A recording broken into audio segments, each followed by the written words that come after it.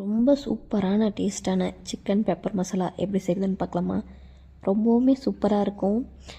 வேலையும் சீக்கிரமாக முடிஞ்சிடும். ரொம்ப டேஸ்ட்டாகவும் இருக்கும்.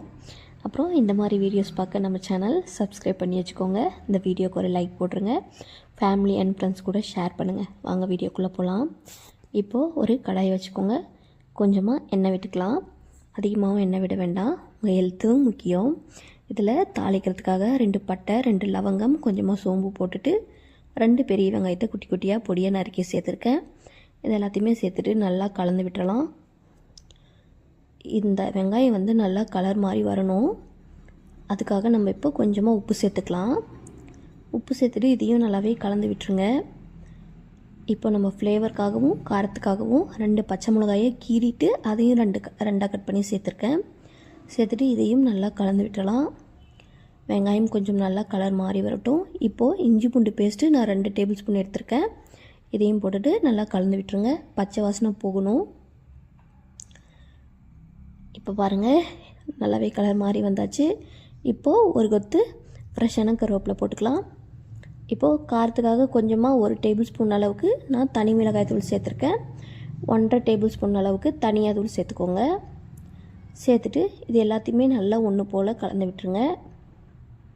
இதை நல்லா கலந்து விட்ட பின்னாடி ஒரு மீடியம் சைஸ் தக்காளி குட்டி குட்டியாக கட் பண்ணி அதையும் சேர்த்துக்கலாம். சேர்த்துட்டு நல்லா கலந்து விட்டுருங்க. தக்காளி நல்லா சாஃப்ட் ஆகணும். அந்தளவுக்கு நம்ம நல்லா கலந்து விட்டுக்கலாம். தக்காளி வதங்கிறதுக்காக கொஞ்சமாக மஞ்சள்தூள் சேர்த்துக்கிறேன். அப்புறம் கொஞ்சம் உப்பு லைட்டாக சேர்த்துக்கலாம். சேர்த்துட்டு இது நல்லா கலந்து விட்டுருங்க. தக்காளி நல்லா சாஃப்ட் ஆகணும். அந்தளவுக்கு வதங்கணும். பாருங்கள், ஓரளவுக்கு நல்லாவே தக்காளிலாம் சாஃப்டாக வதங்கி வந்தாச்சு. நம்ம இன்றைக்கி 1/2 கிலோ சிக்கனில் தான் செய்ய போகிறோம். சிக்கன் நல்லா கழுவி சுத்தப்படுத்தி வச்சுருக்கேன். இப்போது சிக்கனை எல்லாத்தையுமே போட்டு விட்டுடலாம். சிக்கன் போட்டுட்டு நல்லா கலந்து விட்டுருங்க. எல்லாத்தையுமே நல்லா கலந்து விட்டு சிக்கன் கொஞ்சம் நேரம் அப்படியே இருக்கணும். தண்ணியில் எதுவும் ஊற்றாதீங்க. இதிலே தண்ணி விட்டு வரும். இப்போ நான் மூடி வச்சுக்கிறேன். மூடி வச்சு ஒரு 10 நிமிஷம் விட்டு ஓப்பன் பண்ணுறேன். இப்போ பாருங்கள், அதிலே நல்லா தண்ணி விட்டு வந்திருக்கு. இது நல்லா கலந்து விட்டுருங்க. சிக்கன் அதுவே தண்ணி விட்டு வரும். நீங்கள் ஃபஸ்ட் டைம் தண்ணி விட தேவையில்ல. அப்புறமா சிக்கன் ஓரளவுக்கு நல்லா சுண்டி வரும்போது நான் இன்றைக்கி 1 கிளாஸ் அளவுக்கு தண்ணி ஊற்றிக்கிறேன். தண்ணி ஊற்றிட்டு அதை நல்லா மூடி வச்சிடலாம்.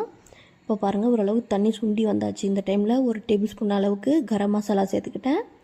தேங்காய் பால் ஒரு 1/4 மூடி அளவுக்கு தேங்காய் எடுத்து அது தேங்காய் பாலாக செஞ்சு அதை சேர்த்துக்கிட்டேன். இப்போ பாருங்கள், எல்லாமே கொதிச்சு வருது. சிக்கன் ஆல்மோஸ்ட் முக்கால்வாசி வெந்துடுச்சு. இப்போ பாருங்கள், நான் டேஸ்ட் பார்த்துட்டு கொஞ்சமாக உப்பு சேர்த்துக்கிறேன்.